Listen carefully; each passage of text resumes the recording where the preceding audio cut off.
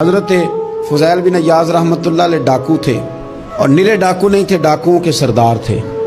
تو ارشاد فرماتے ہیں کہ میرا طریقہ یہ تھا کہ میں ایک پورے قافلے کی صورت میں حملہ کرتا تھا تو لوگ ڈرا کرتے تھے اگر کہ فضیل بن عیاض کے ڈاکوؤں نے حملہ کیا تو پھر نہیں بچتے۔ ایک دن گزر رہا تھا تو ایک قاری صاحب آیت پڑھ رہے تھے، لا تقنطوا من رحمت اللہ، اللہ کی رحمت سے کبھی نا امید نہ ہونا، ان اللہ یغفر الذنوب جمیعا، بے شک وہ سارے ہی گناہ معاف کر دے گا۔ آپ فرماتے ہیں میرے دل میں بات اثر کر گئی، ماننا ہے نا۔ جس نے نہیں ماننا اس نے 6666 آیتوں کا ترجمہ پڑھ کے بھی توجہ نہیں کرنی۔ آپ ارادہ کریں نا، آپ اپنی دل کی زمین کو زرخیز بنائیں۔ فرماتے ہیں میں فوراً وہ آیت سنی تو میں رویا، اور میں وہ حافظ صاحب کے پاس چلا گیا، ان سے اجازت لی، ان کے کمرے میں داخل ہوا۔ میں نے کہا آپ نے ابھی آیت پڑھی ہے کہ اللہ سارے گناہ معاف کر دے گا؟ تو جس بندے نے کئی سال ڈاکے ڈالے ہوں، بیٹیاں روتی رہتی ہوں پر وہ مال لے کے آ گیا ہو، مائیں واسطے دیتی رہتی ہوں پر وہ لوٹ کے نکل آیا ہو، اب جی اگر وہ بندہ بھی سچے دل سے توبہ کرے تو اللہ معاف کر دیتا ہے۔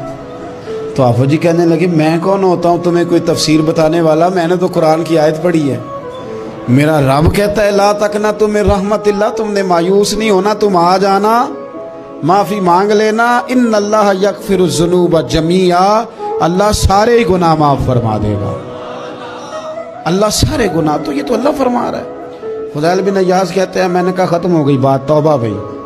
واپس آیا تو وہ میرے ساتھ جو تھے نا ان سے میں نے کہا سردار نیا تلاش کر لو بھائی۔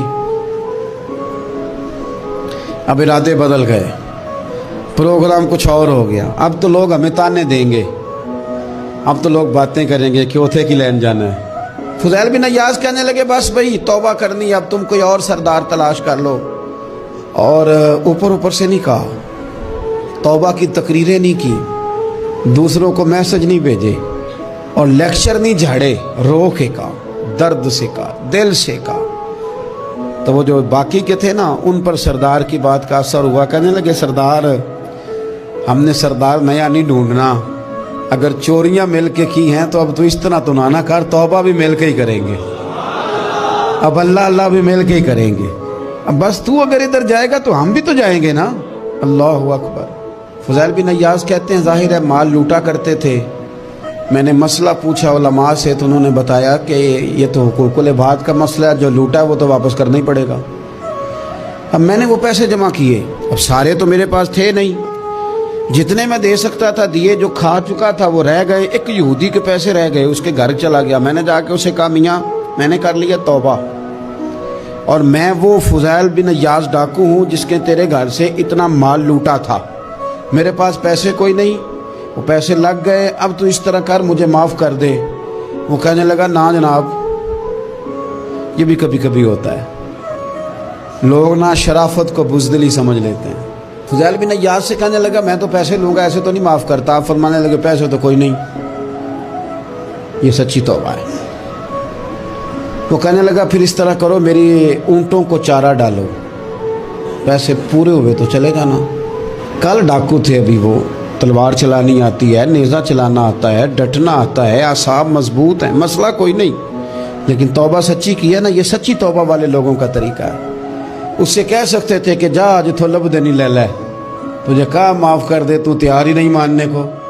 حضرت فضیل بن عیاض کہنے لگے اگر اونٹوں کو چارہ ڈالنے سے تو معافی دیتا ہے نا تو میں تیرے اونٹوں کو چارہ ڈالنے کو بھی تیار ہوں۔ کیوں کہ راضی اللہ کو کرنا ہے، اپنے ضمیر سے بوجھ اتارنا ہے، بندوں کے سامنے سرخرو نہیں ہونا، اللہ کے حضور ہونا ہے۔ توبہ کا مطلب ہے رب کوئی بارگاہ میں سرخرو ہونا، بندوں کے سامنے نہیں۔ حضرت فضیل بن عیاض سے کہنے لگے ڈالیں گے تیرے اونٹوں کو چارہ، کیوں نہیں ڈالنا۔ 2-4 دن چارہ ڈالا تو وہ یہودی ایک دن کہنے لگا کہ یہ نا ٹھیکریوں سے بڑی ہوئی تھیلی ہے، یہ تو ذرا اٹھا کے لا۔ حضرت فضیل بن عیاض نے اٹھا کے اسے دی، جب اس نے کھولی تو اشرفیوں کی بھری ہوئی تھی۔ تو آپ فرمانے لگے تو کہہ رہا تھا ٹھیکریاں اٹھا کے لا۔ کہنے لگا میں تورات بڑی پڑھتا ہوں، عالم ہوں، میں نے تورات میں پڑھا تھا کہ مسلمان جب سچی توبہ کر لیں گے نا تو رب ٹھیکریوں کو بھی سونا بنا دیا کرے گا، پھر یہ مٹی کے ڈھیلے اشرفیاں بنا کریں گے۔ تو میں نا تیری توبہ چیک کر رہا تھا, یہ اس میں میں نے روڑے بڑے ہوئے تھے, لیکن تو اٹھا کے لایا, تو تیری توبہ بھی سچی ہے اور تمہارا دین بھی سچا ہے. اب اس طرح کر, معافی اس شرط پہ دوں گا کہ مجھے کلمہ پڑھا تاکہ میں بھی مسلمان ہوں.